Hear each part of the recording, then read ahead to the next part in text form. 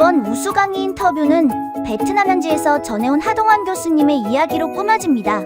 공간의 경계를 넘어 전달되는 특별한 강의 노하우와 인사이트를 만나보세요.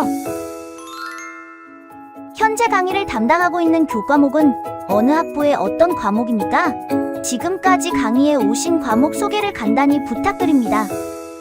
네, 안녕하세요. 저는 사이버 한국외국어대학교 베트남 인도네시아 학부에서 기초 베트남어 읽기 과목을 담당하고 있는 하동환입니다.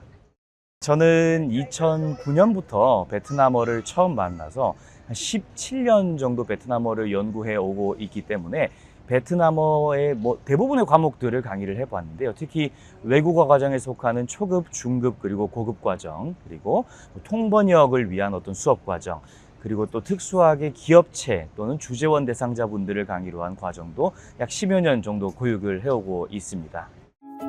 이제까지 담당해왔던 과목의 특성에 따라 교수자 역할이 차이가 있다고 생각하십니까?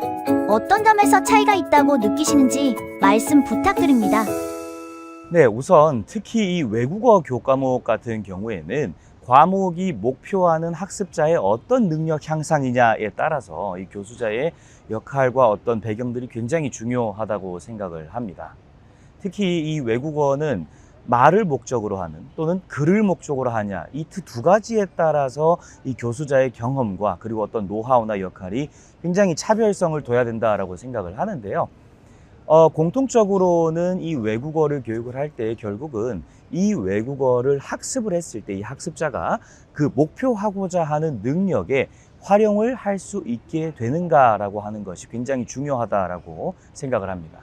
우선 이 외국어 교육은 그 단순하게 어떤 언어를 공부한다라는 것을 넘어서서 이 글자를 넘어서는 그 글자가 담고 있는 국가적인 어떤 요소, 그리고 국가의 역사적인 부분, 그리고 이 사람들의 생활 습관까지 사실 우리가 한국인으로서 생각하는 것과 예를 들어 베트남어는 베트남인이 생각하는 것이 완전히 다르다라는 점에서 출발을 해야 되는 것이죠. 그렇기 때문에 이 교수자들도 그것에 따라서 적절한 그 교수자의 연구 경험과 또 실제 현지의 현지적인 상황과 또 여러 가지들의 그 변수를 둘 수 있는 그러한 요소들을 고려를 해서 학습에 반영을 해야 한다라고 생각을 합니다.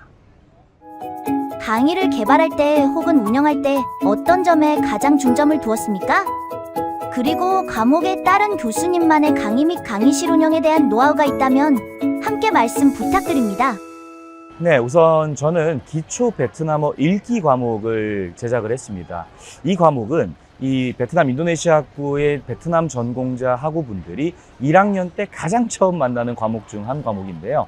그렇기 때문에 이 베트남어의 어떤 기초적인 발음부터 글자 원리, 조음 규칙, 그리고 여러 가지 베트남어의 기초에 해당하는 부분을 교육하는 것에도 집중을 했지만 사실 베트남 자체를 처음 만나는 학우분들이 많이 계신다라는 것을 전제로 이 베트남을 알리려고도 노력을 많이 했던 것 같습니다.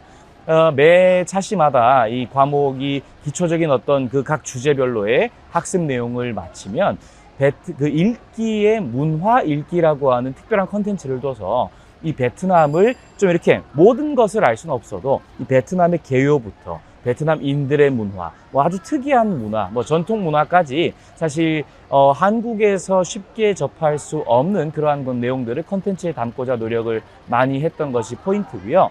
그렇기 때문에 이 학습자들이 실제 이 베트남에 갔을 때도 이 언어뿐만 아니라 언어가 낯섦에도 불구하고 뭔가 이 베트남이라는 나라가 친숙하게 다가올 수 있도록 그 어떤 기본적인 내용들을 좀 담고자 노력을 많이 했습니다.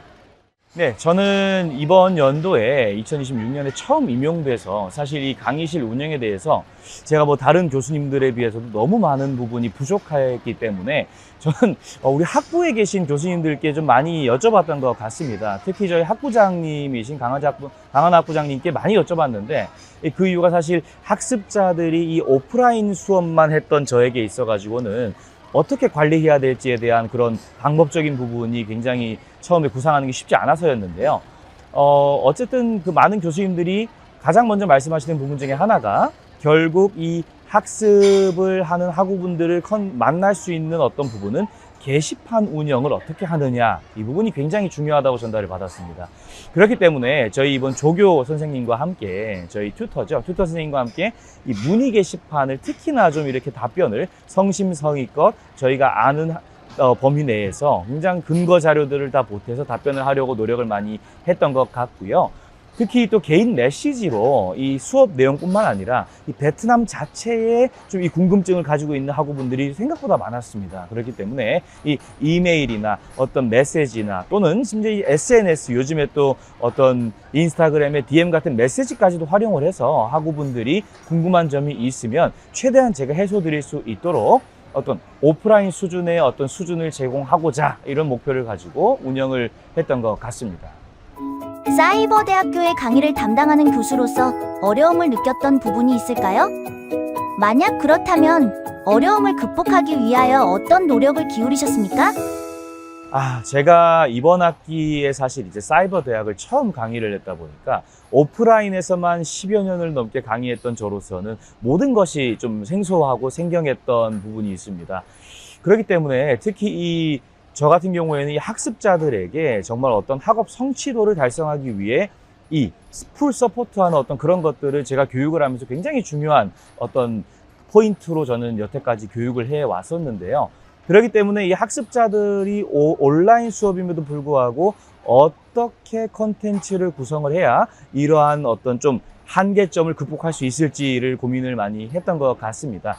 그렇기 때문에 아까 앞에서도 말씀드렸던 그런 문의 게시판의 운영을 너무나도 중요하게 저는 생각을 해서 그 답변을 할 때 굉장히 중점적으로 어떤 여러 가지 근거를 제가 최대한 취합을 해서 답변을 드리려고 노력을 많이 했고요. 그럼에도 불구하고 온라인이기 때문에 이 학습자들을 만날 수 없다는 것에 대한 그런 부분이 저는 굉장히 갑갑했고, 학우분들도 정말 그 부분이 제일 사실은 좀 이 어떤 염원이 어떤 원하는 그러한 만나고자 하는 그런 교수자와의 만남이 굉장히 간절하다라는 걸 제가 학업 수업을 하면서 좀 느꼈습니다. 그렇기 때문에 학과에서 이 뭐 행사가 있다든지 아니면 야유회 어떤 그런 행사가 있던가 아니면은 특강 같은 강의가 있을 때 제가 웬만하면 시간이 되는 시간을 할애해서 참여를 해서 강의도 참여를 하고 활동도 참여하지만 이 학우분들이 실제 학습하실 때 어려운 점이 무엇인지, 그리고 이 학우분들이 베트남어를 학습함에 있어서 온라인이기 때문에 조금 더 보완받고 싶은 어떤 부분들이 어떤 것들이 있는지에 실제적인 목소리를 들으려고 했던 것이 굉장히 컸고요. 저는 이런 부분들이 우리 단연 사이버대 교수님들도 너무 잘하시겠지만 이러한 부분이 좀 어려운 부분이 아닐까라고 저는 생각이 듭니다.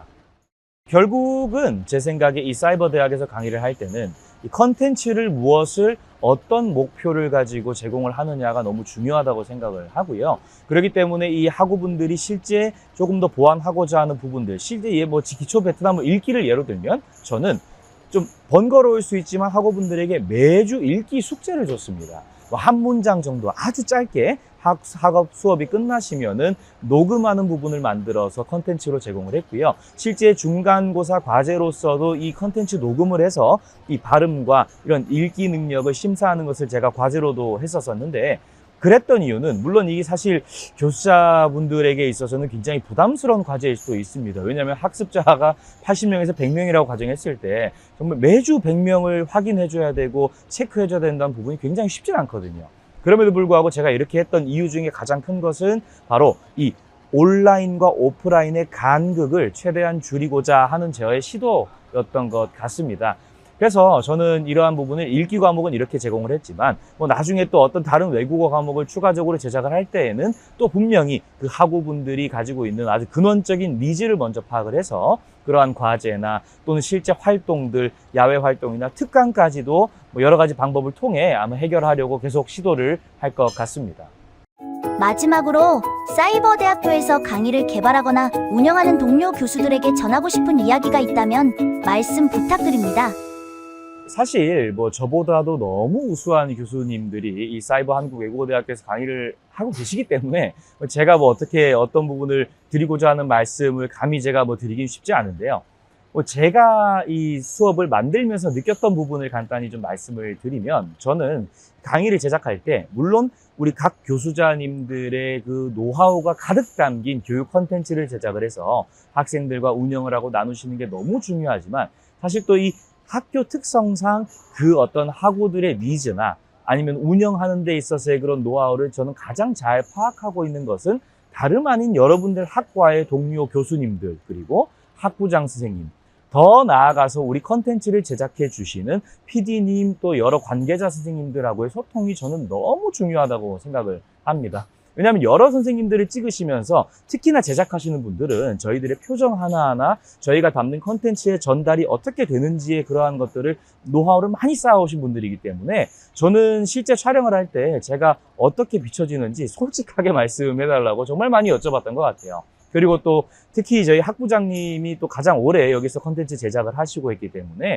학부장님에게 이런 부분들을 추가하는 게 어떨까요? 라고 하는 의문이 생각날 때마다 제가 뭐 여러 가지 뭐 카카오톡이나 이런 것들로 좀 이렇게 속된 말로 좀 귀찮게 많이 여쭤봤던 것 같아요. 그래서 사실 이러한 부분이 제가 처음 강의를 찍었지만 그래도 학우분들이 원하는 니즈를 조금은 채워줄 수 있지 않았나라고 생각을 하고요. 그렇기 때문에 우리 사이버 한국외고대학교 교수님들도 동료분들, 그리고 우리 제작하시는 선생님들과 협업을 하시면은 분명히 여러분들이 가지고 있는 그 어떤 아주 너무 좋은 고퀄리티의 수업 자료들을 너무 좋은 채널과 방법을 통해서 더욱 시너지 효과를 내서 학우분들에게 전달이 되리라 생각이 듭니다. 네, 이상입니다.